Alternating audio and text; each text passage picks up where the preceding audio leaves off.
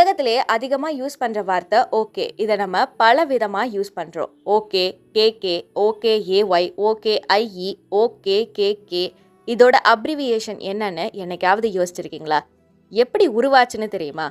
இன்னைக்கு நம்ம அதிகமா யூஸ் பண்ற இந்த வார்த்தை கிட்டத்தட்ட 200 வருஷத்துக்கு முன்னாடி இங்கிலீஷ் நியூஸ் பேப்பர்ல வந்த ஒரு மொக்க ஜோக்குன்னு சொன்னா நம்ப முடியுதா?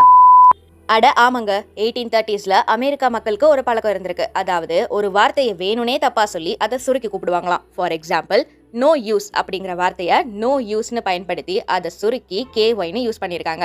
என்எஃப் செட் அப்படிங்கிற வார்த்தையை நஃப் செட்னு சொல்லி என்சின்னு சுருக்கி கூப்பிட்டுருக்காங்க.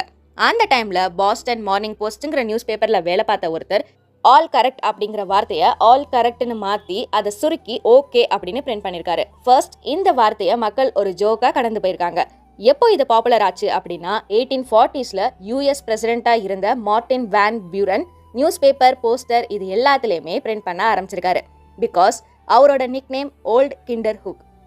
அப்போல இருந்து இப்போ வரைக்கும் இந்த ஓகேங்கிற வார்த்தையை உலகமே யூஸ் பண்ண ஆரம்பிச்சிருக்கு. நினைச்சு பாருங்க, அன்னைக்கு ஒரு நியூஸ் பேப்பர்ல மொக்க ஜோக்கா இருந்த இந்த வார்த்தையே இன்னைக்கு உலகமே எல்லா லாங்குவேஜஸ்லயும் யூஸ் பண்ணிட்டு இருக்கோம்.